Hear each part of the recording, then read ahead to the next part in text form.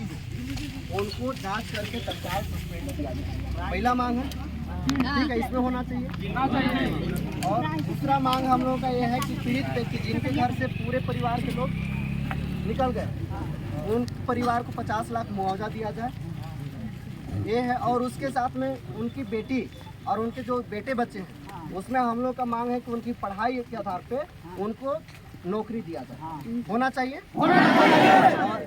और उसके बाद हम लोग का ये भी मांग है कि जो लूटी में बांध टूटा है इसके लिए तत्काल पुनर्निर्माण कार्य के लिए प्रावधान किया जाए। थोड़ा टाइम लगेगा इसमें भाई बजट बनाने में, तो हम भी समझते हैं, तो उसके लिए भी हम लोग समय दे देंगे। 50 लाख मुआवजा के लिए आश्वासन देते हैं कि हम उसका पूरा रिपोर्ट तैयार करेंगे, तो हम लोग यहीं पास धरना समाप्त कर देंगे।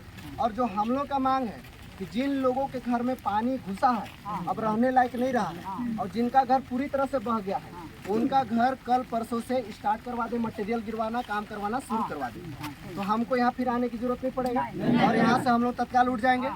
और 3 से 4 दिनों के अंदर में धरातल में काम नहीं दिखता है तो इसी जगह हम लोग अनिश्चितकालीन पूरा NH 343 के लिए बैठने के लिए तैयार रहेंगे।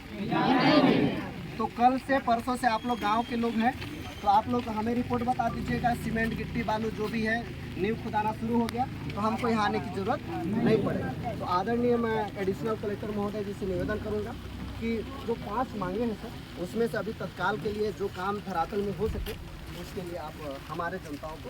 और सर एक ये है अनूप नाम से एक लड़का था जो बह गया था, उसको हॉस्पिटल में बढ़िया इलाज नहीं होने के कारण लोग आ गए हैं घरे, उसको तत्काल मंगवा के उसको इलाज चालू करवाएंगे सर। उसका पैर में दिक्कतें हैं। हाँ महोदय, जैसे मैं आज हम उनसे फिर मिले तो उसका परेशान महोदय मैं छूट गया था, सुनिए महोदय, उसमें मैं छूट गया था भगवान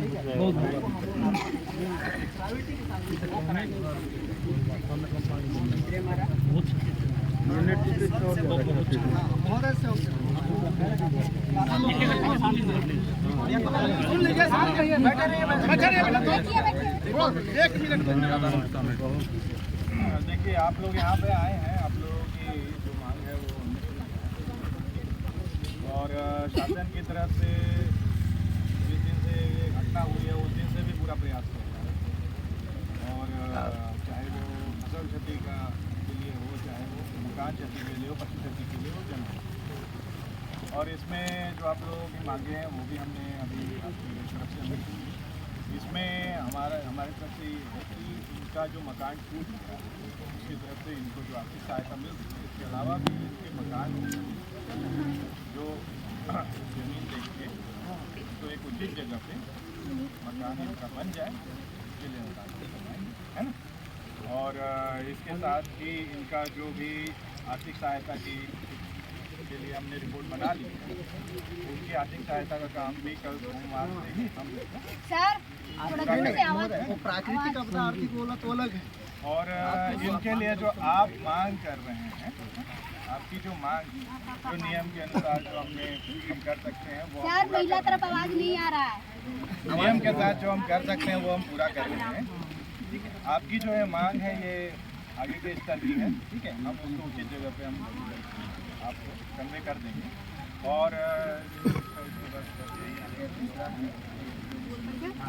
देखिए इसके लिए आप कह रहे थे कि जांच और प्रक्रिया जो चल रही है, जांच चालू हो चुकी है। इसके साथ ही हम कल गांव में गए थे, गांव में कई ग्रामवासियों का बयान भी हुआ है, ये भी आपके साथ यहाँ पे कई लोग हैं वो उपस्थित थे उस समय, ठीक है, ये साक्षी हैं।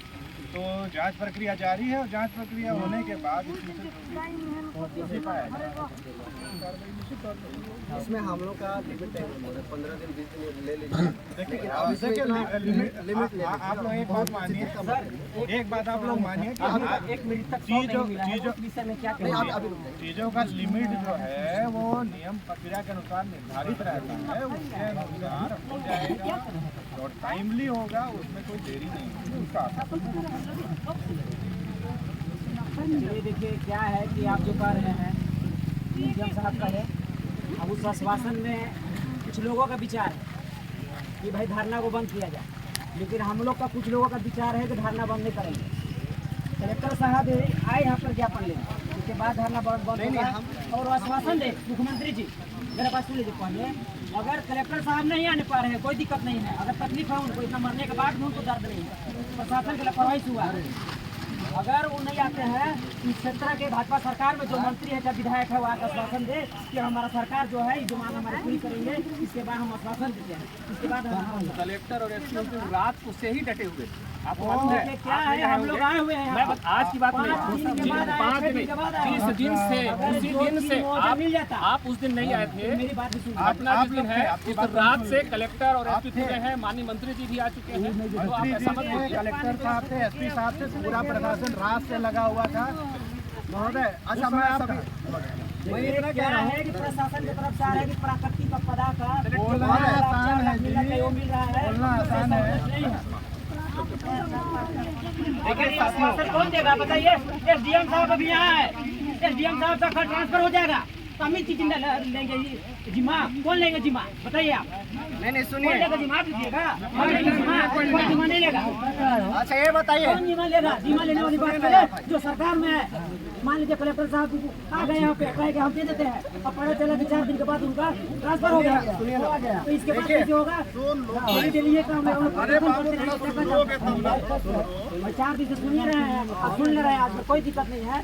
क्या है ना कि हम लोग लड़ रहे हैं ना, अपने लिए नहीं लड़ रहे हैं, जो मर गया है और जो आने वाला भविष्य के लिए लड़ रहे हैं। अगर यहाँ से चल भी जाएंगे तो हमारा कुछ नहीं बिगड़ेगा। अच्छा मैं यहाँ पर बोल रहा हूँ, आप सबको भरोसा है ना? हम ये कह रहे हैं